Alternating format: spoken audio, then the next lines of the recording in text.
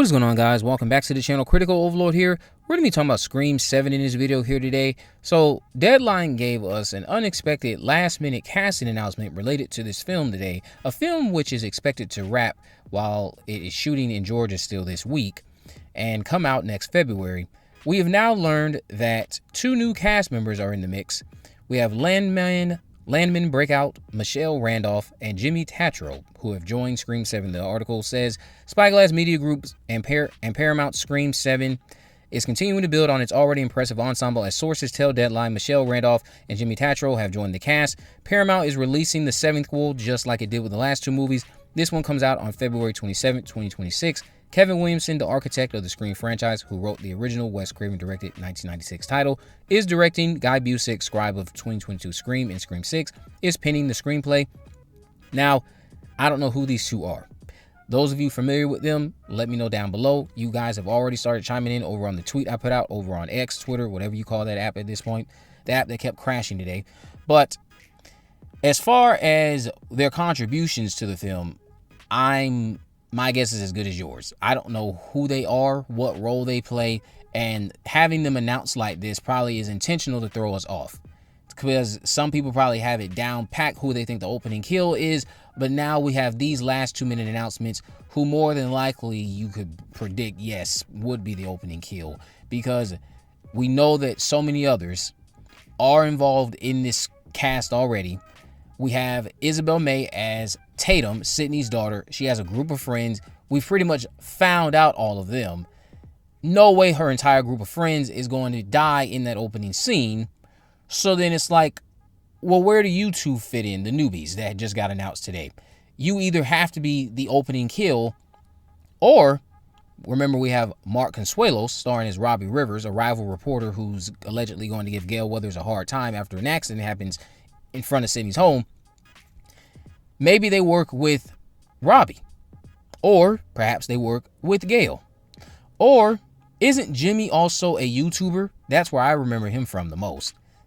Some of you said he's in 22 Jump Street, but I recognize him the most from YouTube. If he doesn't have a YouTube channel, correct me down below, but I could have sworn he has a YouTube channel.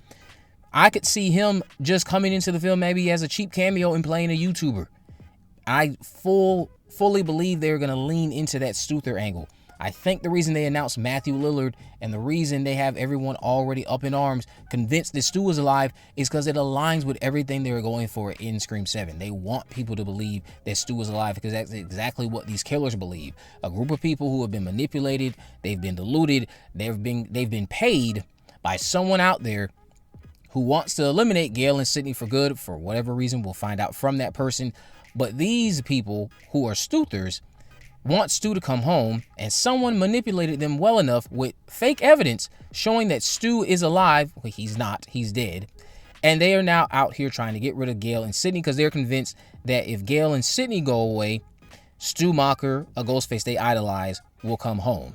And there's nothing more they want in this life than for Stu Macher to come home.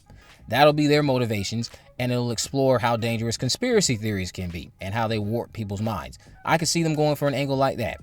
And then that's where Jimmy comes in. His appearance on the film could just be appearing on screen via YouTube channel where he's theorizing that Stu Macher is alive, and yeah, that's it. But coming off of my delusion box real quick, keep myself grounded in reality, yeah, these are probably our opening kills. We still do not know anything about how exactly that mental patient factors into this narrative. Nothing. Nobody has spotted anything about said mental patient. It's been crickets. With the amount of crickets surrounding that, I'm convinced that the mental patient has to be the opening sequence. So then where do these two come in? Well, Michelle could probably, well, both of them probably could be working at the hospital he escapes from. Probably could be working at the hospital he escapes from. The mental patient probably has a brief brawl with one or two of them, knocks them out, does something, and then goes on about his day while escaping this asylum, walking around town where I would only predict they will come in contact with Ghostface. They end up in front of Sidney's house, and then we go from there. That's how I see it playing out. We don't know anything about the opening scene. This one is a little bit harder to predict. I feel like with Scream 5 and Scream 6, people were very quick to get the opening down packed. Whereas with Scream 7, I do have to commend them on the fact that this one is very hard for me to predict. I don't know how that sequence looks. I'm not too sure who's even in it. But once I do know about it, obviously I will give clues on my channel. And those of you who have picked up on how I give clues, you will know what is a clue and what is not a clue. Those of you who have not picked up on it, you'll learn. But as far as, again, these two casting announcements, what do you guys think about it? Do you think they are opening kill? Do you think that they are going to be utilized in a substantial way? I don't, because of the fact that they were announced last minute. If anything, I think this could also be a curveball for a potential Scream 8 casting announcement. Yeah, they will appear in Scream 7, but what if these two appear at the very end of Scream 7, setting up the pathway we take in Scream 8? Hopefully meaning that we will finally, for good, for the upteenth time, say goodbye to a woman who has earned her rest, the ultimate final girl, Sidney Prescott herself, played by the wonderful Neve Campbell, and we can move on from that. And then Scream can start using the same DNA that it has to keep itself relevant while exploring some more compelling narratives that aren't tied to Sidney, aren't tied to Sam Carpenter, aren't tied to people connected to Billy, Maureen, all of that stuff. Let that stuff die. Move forward, tell us something fresh, and maybe, just maybe, Kevin is using these two to set up the potential angle he never got to fulfill with Jill Roberts, where he does killer versus killer in Scream 8. Maybe these two are going to be part of a larger Ghostface type of cult network that's unveiled at the end of Scream 7. I don't know, just spitballing here at this point.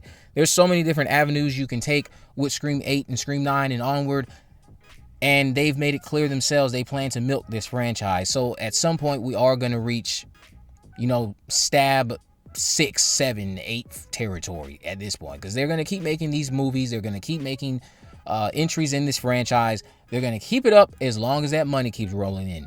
And the sad thing is, they don't make it for a lot.